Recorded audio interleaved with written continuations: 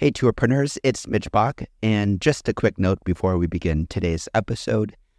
Tourpreneur is currently sponsored by Google. We're thankful for their support of our community, and we are offering with them a completely free course helping you unlock the power and potential of Google's Things to Do program, which is specifically helping tour operators add their tours to Google in new ways that gives you new exposure and more direct bookings. To learn more, go to tourpreneur.com/Google. And as always, show notes, more resources, links to our newsletter, our business coaching community, and so much more are available on tourpreneur.com. Now to the episode. This is a disclaimer before we get into today's show. This episode was recorded prior to the coronavirus pandemic. So whilst the content is still relevant, there may be a few moments when it'll raise an eyebrow because, of course, this was before we were in this crisis. Enjoy today's show. Today's episode is brought to you by Checkfront, the booking platform trusted by over 5,000 tour and activity operators around the world. You can start your own free 21-day trial over at checkfront.com.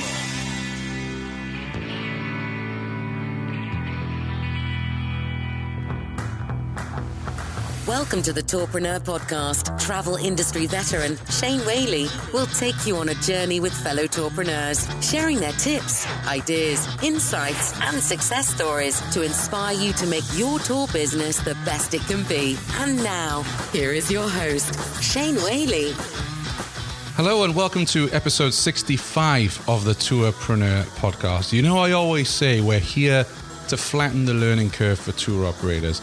That's our mission here at Tourpreneur, and we're going to do that today because we're talking all about registered trademarks. Now, I know this is a topic that many of you have concerns about. I get a lot of emails on this question, and I'm not legally trained, so I can't really answer these. So I reached out to a gentleman called Gordon Firemark. Now, Gordon is an attorney. He does specialize in entertainment law, but nonetheless, he's an expert when it comes to trademarks in the United States. And I have to give that caveat.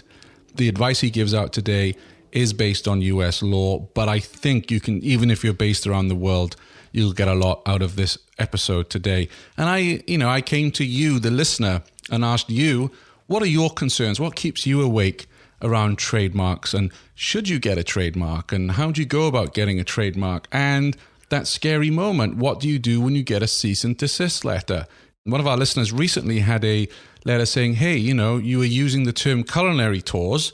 That's our registered trademark. You can't use it. Now, of course, we can all laugh at that and go, yeah, whatever. But there's stress. There's anxiety. It's going to take time to deal with that. It's going to take time away from running, growing, and maintaining your business. So we talked to Gordon about these issues on this episode of Tourpreneur. And I'm very, very grateful that he's given us some of his time today to answer some of these questions. You can find Gordon's website at firemark.com. And I just want to make two things clear. One, do your own due diligence. Advice you hear today is coming from a US attorney. Do your own due diligence as well. Secondly, Tourpreneur is earning nothing through this episode today, because I do talk a little bit about why I wish I had hired an attorney rather than going through LegalZoom. But I'm not making any money. There's no affiliate, right, guys? I'll always be honest about that. If Tourpreneur is going to get a cut, I'm going to tell you. This episode today is all about informing and educating you, our Tourpreneur listener. And we want to do more of these. So if there are areas where you want help and support, we're having the vertical panels, roundtables coming up, like the food tour panel. We're having the tour operator website tune-up. If there's anything else where you need help, drop me a line at tourpreneur.com. We're here to help. And if you can do me one big favor, if you enjoy today's show, please share it with a peer, with a friend, with someone in your network who is looking for legal advice on trademarks, or just someone in your network who you feel would benefit through listening to Tourpreneur. I don't have a marketing budget to promote this show. The reason this show is growing is through you, through the power of word of mouth. And I really, really appreciate that. Okay, enough from me. Let's cross over to Gordon Firemark. Welcome to Tourpreneur, Gordon Firemark. How are you? Hi, Shane. Great to be here. I really appreciate you jumping on a call with us because there's been a lot of questions from tour operators, what we call tourpreneurs, around trademarks and patents. And there's been a couple of cease and desist cases that have kind of been emailed to us that are interesting for us to look at. So I really wanted to cover a couple of the topics that I asked my listeners, look, what's top of mind? What's keeping you awake when it comes to trademarks and patents and everything else? So first of all, one of the questions we got, is it worth it for a small company to trademark their tour operator name? The short answer, I think, is yes. This is one of those things where your brand name is the thing that will allow you to, one of the things that will allow you to grow your business. So you may be small now, but if somebody comes along just as you're starting to gain some momentum and begins using a name that is confusingly similar with your own, that could really undermine your marketing and promotional efforts and slow down your growth. So a trademark registration is an important way of protecting against that eventuality or possibility. And I think I would say it's near the top of the list of things to do on the legal standpoint when, as you're getting a business off the ground. So let's say I have a walking tour here in Burlington, Vermont, called Shane's Walking Tours or Burlington Walking Tours. What would be the danger for me if I didn't register Burlington Walking Tours? Well, the danger is that another competitor comes along and also launches Burlington Walking Tours or Burlington Walking Tours would be the most confusing. Now, that's an interesting issue because what you've stated as the brand is a very descriptive name, and trademarks generally are designed to protect distinctive names. So we have the spectrum of genericness at one end and descriptiveness sort of a little further along the spectrum, and distinctive and coined and fanciful terms at the far other end. Descriptive terms generally don't pass muster with the trademark registration folks until they've been used long enough to have acquired a secondary meaning in the mind of the consuming public. And that's sort of an acquired distinctiveness kind of thing. So there are examples in the marketplace. The National Biscuit Company is a little company we now call Nabisco, but they managed. And Payless Shoes was another example. Toys R Us, and Toys R Us had a distinctive logo. But the point being, you can acquire distinctiveness over time. So step one, I would say, is in choosing the name of your business and the name of your product, choose wisely, choose something a little distinctive so that you don't have the pushback in those early days. Yeah, it's interesting you bring that up. One of the cases that, and I will not name those involved in this, but someone wrote to me and said, hey, I've had a cease and desist letter. So they run food tours. And the letter said, you cannot use the terms culinary tour. Which, I roll. The look on my face tells Shane that I'm puzzled by that. Yes. Now, the thing is, when you're not conversant with the law, it's scary. I always think if you get a legal letter or a letter from the IRS, it's time to worry. So this person, had to hire a lawyer. They sent a letter back saying, we don't agree, that's not trademarked and blah, blah, blah. They wrote another cease and desist. So meanwhile, the meter is ticking. He's paying his lawyer bills because he wants to do the right thing. What would you say? Let's say you were advising this person and they got a cease and desist letter saying, don't use walking tour, for instance, which is very generic. Would you just say to that person, just ignore it? There's no way they can enforce it, or that they should respond? I wouldn't just ignore any lawyer letter or demand like that, because it's possible that, as I said, they could have some sort of acquired distinctiveness or some colorable claim to ownership of the name or something like that. So I would say step one, maybe before hiring a lawyer is, you can go online and do your own trademark search of the trademark registration database. And while I wouldn't conclude necessarily that you've done it right, that kind of thing, it's certainly worth checking. Obviously, you can demand that they say, well, if you've got trademark rights, prove it. What's your registration number? If they prove it, then you make your decisions accordingly. If they can't prove it, then you have, I think, a reason to consult with a lawyer about your options. There are such things as unregistered common law trademarks and things like that. But something like culinary tours or food tours or walking tour, that's descriptive. And the whole point of this is that we don't want to take these things completely out of the lexicon, because then there's no other way to describe the thing we're doing.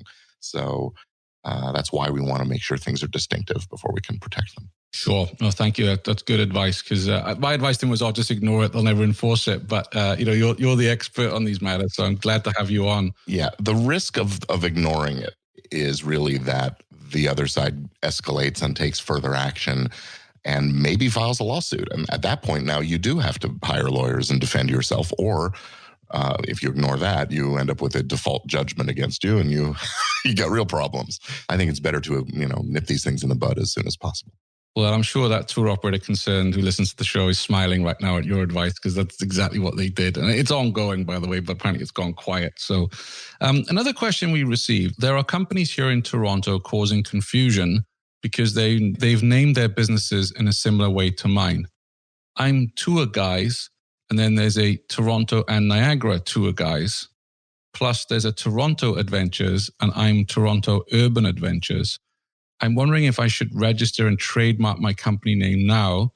As I started out as a man with a van operation, I never did. But as things progress and grow, maybe I should, even if I still trade as a sole trader. Well, I have to say I'm a U.S. lawyer. I'm not licensed in Canada, and I know the laws are a bit different there.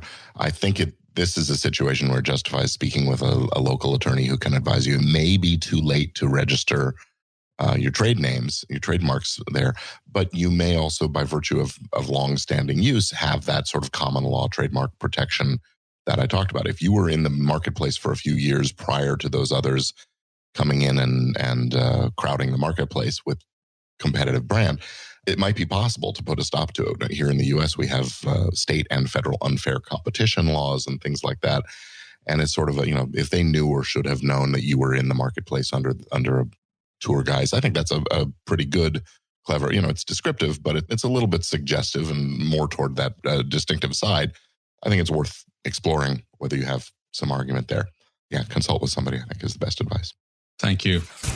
Take a day off from answering emails, telling your team what to get ready, or manually entering info across sales channels. Actually, take many, because Checkfront will help manage your bookings. Guests book and pay however they want. Your team has the tools they need to operate smoothly, and your calendar always stays up to date. Now, what will you do with all that extra time? Checkfront.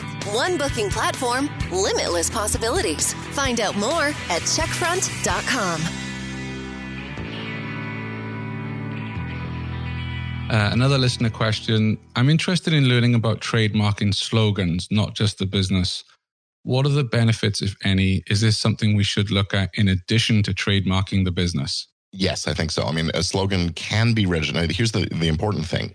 Trademark is designed to protect words, phrases, slogans, graphics, and things like that are used to identify a particular goods or services as coming from a particular source.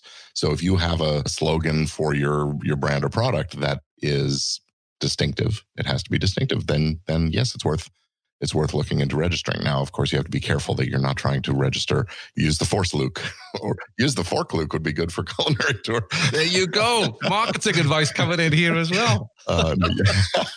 Use the Force Luke or something like that, or you had me at hello, or some common movie phrase or something like that. But if you've come up with a clever, distinctive phrase, yeah, absolutely. Explore registering that. Even if your product or service name isn't distinctive, that slogan may be the thing that distinguishes you in the marketplace. Sure. If a foreign tour company has a trademark and you only use the name in the US, what are the risks? So trademarks are territorial, but if the foreign mark owner has done business in the United States, then they may have some of those kind of common law rights, and they may also have international rights. There are international registrations and that. So I would be cautious about that. If they were there first, let them have it. Best to stand apart on your own strengths anyway. Sure. Another question that came in now, this might be a little too travel related, but let's give it a go and see if we can help us with this one. I'm most interested to know to what extent this is necessary, trademarking, to fight back big travel sites from buying ads on your name when you don't want them to. Asking them politely to stop seems to have mixed success. So, for instance, let's say one like Expedia or Booking.com, and they start selling or using Google ads on, Gordon's walking tours. And you're like, hey guys, I don't want you bidding on my keywords. Would a trademark help you in that case? Or, of course, this does depend on the terms and conditions of the travel site you're working with, right? But in general, would that trademark help? Yeah, there are some, if you have a registered trademark already, I mean, again, doing it after the fact may make it much harder to succeed in getting registered as well. But the timing of things can be an influence. If you already have a registered trademark and your competitors are, as you said, bidding on advertising using your brand as the keywords, that's something called initial interest confusion. And in the trademark litigation space, there are claims based on that. It's not easy litigation and it's going to be expensive. My guess is if you're not competing in that ad space with the keyword advertising, you may not have the resources to do that kind of fight either. But it's certainly worth exploring. And consult with an intellectual property litigation specialist who can advise you on that, because I think it is poor form and unfair trade practices. And sometimes the advertising companies, the Googles and Facebooks and so on, will actually act on their own on those kinds of things.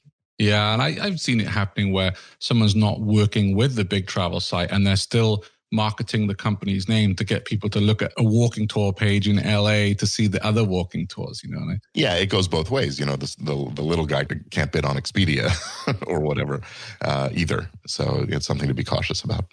Sure. So, we've heard several reasons why we should look into getting trademarked today on this call. What would you say is the best way for a tour operator to go about registering their name as a trademark? Well, as an attorney, I would rather that you hire a lawyer to help you do this kind of thing, to get the advice about whether it's registrable, how you can improve your chances of success with things, and so on. It is possible to register using certain online services with Rocket or Zoom in their name and things like that. I'm not a big fan of those. I have my own bias against it. My feeling is, look, if you were walking down the street and you saw a box with a hole in the bottom of it hanging about head height and it said on the side, haircuts $1, would you stick your head in that box? Because I think that's sort of what you get with these online services. You might get a great haircut or you could lose an ear. So it is possible you can also register yourself if you've got the inclination to try to make heads or tails of a government bureaucracy-run website. They don't make it easy, do they? They don't make it easy. And it's gotten harder and harder. Actually, there's been a bunch of new rules just passed. The folks in the trademark bar are complaining vocally about one rule that's just come into play. Now you have to put more than one email address into every application. It's just silliness. So, it gets a little tricky and it's easy to get upside down in it. I think, having somebody who knows what they're doing, and it doesn't have to be colossally expensive to hire a lawyer. I'll tell you, one thing is your lawyer will probably recommend running a trademark search. And that is just, let's find out if there's anything out there that would compete before we try to register. Because the trademark office is going to run that search, but by then you've paid all these legal fees so don't bulk up the search. It's worth the investment. Yeah, that's good advice. So I did actually go through the LegalZoom process last January, and here's my feedback. So I didn't really know what I was doing. I just thought, Tourpreneur, it's a cool name, it's a podcast, etc. Let's trademark it. And I went through LegalZoom. Not the easiest thing to do. Even their own application was quite tricky. I think it was around $500, but it took a long time. And then I think I was 6 or 7 months in. And this is where I think having an attorney really would have helped, because there was some query where then I had to prove to the patent office or the trademark office that this is a living thing. It's actually something that is out there and it's being used. And I looked into getting a lawyer at the time and, very cheekily, I just thought, well, I'm just going to take a picture of my podcast in Apple Podcasts. And it did do the trick. But, that's easier because it's a podcast, I guess, and it has Apple on it. But if I was running my own tour business, again, that's time away from the business. It's stress, right? It's like, am I doing this right? Am I wasting time? Am I wasting money? So I think at that point, I did think, I wish I'd got an attorney to help me out with this. Because the process is time consuming. It takes a long time from the moment you file the application to get the registration certificate. It could be 8 months or longer. In fact, I would say 8 months is a pretty fast one. Because it's a government agency and they've got to fund themselves they've got to schedule their time. And so the examining attorneys that have to look at these things, it takes them a few months just to get it up to the top of the pile so they can look it over. And then they have their questions and you back and forth. And the back and forth is really where you need the lawyers. But the lawyer who has prepared the application, because we've done this a few times, we kind of can anticipate what that back and forth will look like and hopefully send the things in early so they don't have to ask. And I'm going to mention something now that you will definitely be aware of, and you might smile, but for those of us entrepreneurs, I wasn't aware of this. So during that process, I believe my request gets posted on a publication or on a website saying this person wants to register tourpreneur. And then I got barraged by letters. And the first couple I twigged was a con of some kind where they were trying to get you to pay, $2,000. You've applied for tourpreneur. You need to put, to be in this directory. And the letters look official. They look like it's come from the government. Luckily, it was $2,000. So it was like, well, I don't have $2,000 to spend on something. I don't know what it is. Maybe if it was $100, I might have just sent off a check the first time, right? But yeah. So that's something else that entrepreneurs really need to be aware of, that you suddenly get barraged because your name is out there in the public domain. Yeah. In fact, these services have searches programmed so that every time somebody files a registration, a few days, weeks later, they will receive this solicitation that looks like a demand or looks like a government required something or other. And, if you haven't used a lawyer who sort of set out the expectations and to whom you can forward something and say, is this real? It can be very, very daunting. And it is a problem that the trademark office and the lawyers that do trademark know about. Unfortunately, we have free speech in this country. We can't just say, you can't send these kinds of messages if they're not really fraudulent. They tend to be a little deceptive or misleading, but not quite crossing the line. And the trademark office does go after some of them, but it's challenging. So read carefully, make sure, look on the outside. The envelope will often have the indicator. This is not an official government communication or something like that. Be careful if you're doing it yourself. Yeah, I mean, I've been in sales for over 20 years. I think I know every racket out there, but that almost got me. Like the first couple, and I'm like, okay, there's something not right here. But I could see people, especially busy, tourpreneurs, I have to write a check off for that and do this, etc. So that's definitely one of the pitfalls, I think, of not working with an attorney, is things like that happening. With your practice, would you work with tour operators who are listening to the show today and they're like, oh, flip, I better trademark my name? Yes, I do. I mean, I'll tell you, my main focus of my practice is entertainment and media law. I work with a lot of podcasters, which is how you and I have come into each other's orbit. But this trademark stuff is the same across the various areas. And I have, over the years, done everything from textile manufacturers and medical equipment companies. And so I'm happy to help out with anybody who and let's face it, tours and travel are a form of entertainment. So it really does sort of tie in and connect. Absolutely are. It's all an experience for people. So if someone was to work with you in terms of your packages, what's that likely to cost if they want to register their tour operation with you? My fee, in addition to the government fee, and then actually we should say that there's a government fee in the U.S. of, I believe it's $275 per mark per class of goods or services. And many brands, cross over into multiple classes. So you might have $550 or $800 worth of expense on the government side, the filing fee side. My fee is just under $1,000 for a typical registration.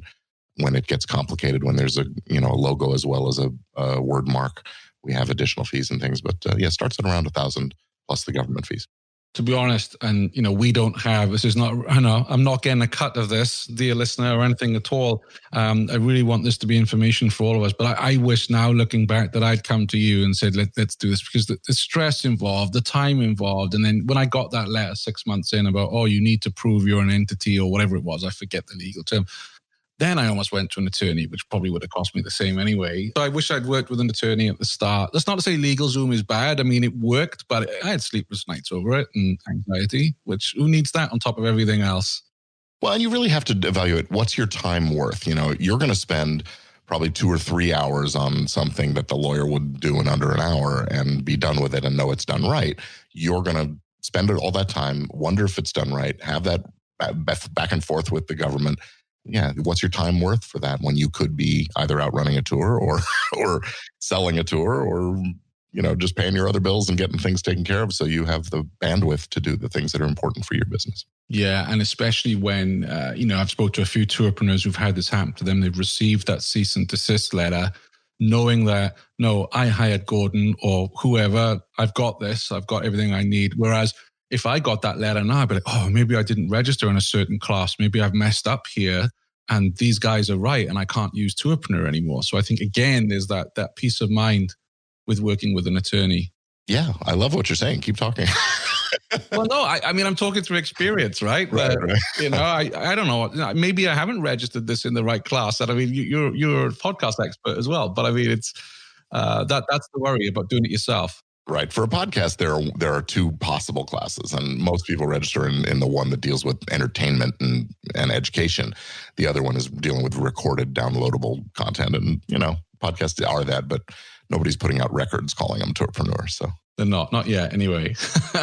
So, Gordon, where can people find out more about you? And if they want to have a chat with you about getting a trademark registered with you, where can they find you online? Well, I have my law firm website is at firemark.com. That's firemark.com. And if you add a / and the word trademarks after it, it takes you directly to the trademarks page.